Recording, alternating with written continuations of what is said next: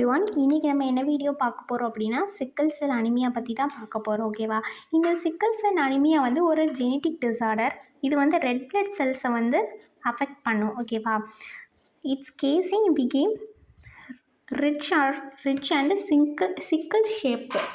அதாவது நார்மலாக ஒரு ரவுண்ட் ஷேப்பில் அழகாக இருக்கிற இந்த பிளட் செல்ஸை வந்து சாக்கோஸ் மாதிரி மாற்றி விட்டுறது. ஓகேவா?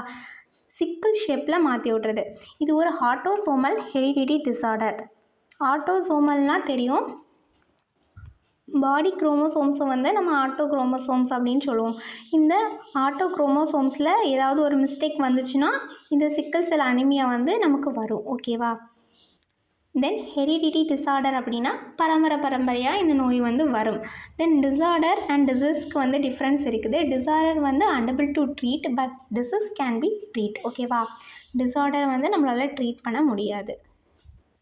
And it's an example for mentally disorder and gene related disorder. Okay, next வந்து இதை டிஸ்கவர் பண்ணது யார் அப்படின்னு பார்க்கலாம். ஜேம்ஸ் பி ஹெரிக் இவர் தான் இந்த சிக்கல் செல் அனிமியாவை டிஸ்கவர் பண்ணாங்க. ஓகேவா? ஆல்ரெடி நான் சொன்னேன், ஆட்டோசோம்ஸில் வந்து ஏதாவது ஒரு டிஃபெக்ட் ஆச்சுன்னா இந்த டிசீஸ் வரும், இந்த டிஸார்டர் வரும் அப்படின்னு சொன்னேன். என்ன ஆட்டோசோம் அப்படின்னா குரோமோசோம் லெவலில் ஏதாவது அஃபெக்ட் ஆச்சுன்னா இந்த சிக்கல் செல் அனிமியா வந்து வரும். ஓகேவா? இந்த குரோமோசோம் லெவல் தான் வந்து என்ன பண்ணுது அப்படின்னா ஹீமோக்ளோபினை வந்து ப்ரொடியூஸ் பண்ணுது. ஓகேவா? இதில் வந்து ஏதாவது ஒரு மியூட்டேஷன், ஏதாவது ஒரு சப்ஸ்டிடியூட் மியூட்டேஷன் வந்துச்சு அப்படின்னா நமக்கு சிக்கல் செல் அனிமியா வரும். இந்த நார்மலாக இந்த ஹீமோக்ளோபின் ஜீனில் வந்து CTEC அப்படின்னு ஒரு பேஸ் நியூக்ளியோடைட்ஸ் இருக்கும். ஓகேவா? இதில் இந்த T வந்து சப்ஸ்டியூட் ஆகி ஏவாக மாறுது. ஏயாக மாறும்போது மித்ததெல்லாம் அப்படியே தான் இருக்கும். ஏவாக மாறும்போது இது வந்து சிக்கல் செல் அனிமியாவை வந்து காஸ் பண்ணுது. ஓகே, இந்த CTC வந்து என்ன பண்ணுது அப்படின்னா குளுட்டமிக் ஆசிடை வந்து சிந்தசிஸ் பண்ணுது. இந்த CAC வந்து என்ன பண்ணுது அப்படின்னா வேலின் அப்படிங்கிற அமினோ ஆசிடை வந்து சிந்தசிஸ் பண்ணுது. இந்த சின்ன ஒரு ஜீனில் இந்த சின்ன மாற்றம் தான் இவ்வளோ பெரிய ஒரு டிஸார்டரை வந்து க்ரியேட் பண்ணுது. ஓகேவா? இந்த குளுட்டமிக் ஆசிடுக்கு பதிலாக சப்ஸ்டிடியூஷன் மியூட்டேஷனால் வேலின் வந்துட்டு அப்படின்னா சிக்கல் செல் அனிமியாவை லீட் பண்ணி விட்டுரும். ஓகேவா? மேக்ஸிமம் இந்த சிக்கல் செல் அனிமியா வந்து ஆக்சிஜன் டிஃபிஷியன்சியால் தான் வருது அப்படின்னு சொல்கிறாங்க. ஓகேவா? ஆக்சிஜனோட டிஃபிஷியன்சியால் தான் இந்த சிக்கல் செல் அனிமியா வந்து வருது அப்படின்னு சொல்கிறாங்க. இப்போது இந்த ரவுண்ட் ஷேப்பாக இருக்கிற இந்த பிளட் செல்ஸ் வந்து சிக்கல் ஷேப்பில் மாறிட்டா, ஸோ இது வந்து பிளட் கேபிலரிஸ் கூட போக முடியல. பிளட் கேபிலரிஸில் வந்து என்ன ஆக முடியல, போக முடியல. ஸோ இது வந்து கிளாட் ஆகி டீஜெனரேட் ஆகிடுது. ஸோ நமக்கு வந்து அனிமியா வருது. ஓகேவா? ஸோ அதனால தான் அனிமியானா பிளட் செல்ஸ் வந்து கம்மியாக இருக்குது. பிளட் செல்ஸ் வந்து இப்படி டீஜெனரேட் ஆகி அழிஞ்சிறதுனால அனிமியாவே வருது. தென் பிளட் கிளாக்கிங் நடக்குது. கிளாக்கிங் அப்படின்னா என்னதுன்னா திக்காக மாறுறது. ஓகேவா? திக்காக மாறுறதுனால வந்து பிளட் சர்க்குலேஷன் வந்து என்ன ஆகும், ரெடியூஸ் ஆகிடும். ஓகேவா? தென் இது என்னெல்லாம் காஸ் பண்ணுது அப்படின்னு பார்க்கலாம்.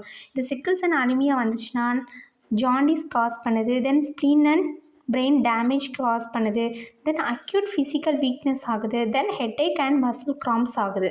ஓகேவா? இந்த எல்லா டிசீஸையும் இது வந்து காஸ் பண்ணி விட்டுறது. தென் இதில் வந்து ஒரே ஒரு பாசிட்டிவ் இருக்குது. என்ன பாசிட்டிவ் அப்படின்னா இந்த சிக்கல் செல் அனிமியா கேரியர்ஸை வந்து மலேரியன் பேரசைட்ஸால் வந்து அஃபெக்ட் பண்ண முடியலை. ஓகேவா? மலேரியன் பேரசைட்ஸை வந்து இந்த ஹீமோக்ளோபின் சிக்கல் செல் அனிமியா இந்த எரித்ரோசைட்டை வந்து பெனிட்ரேட் பண்ணி உள்ளே போக முடியல. ஸோ அவங்களுக்கு வந்து மலேரியா வராது. ஓகேவா? இந்த ஒரே ஒரு பாசிட்டிவ் இருக்குது. மாதிரி ஃபுல்லாகவே இது வந்து நெகட்டிவ் தான். தென் நெக்ஸ்ட் வந்து இதோட டயக்னோசிஸ் பார்க்கலாம். இந்த சிக்கல் செல் அனிமியாவை வந்து haemoglobin electrophoresis, then sickling test, then solubility test and genetic test மூலியமாக டயக்னோஸ் பண்ணிடலாம். ஓகேவா?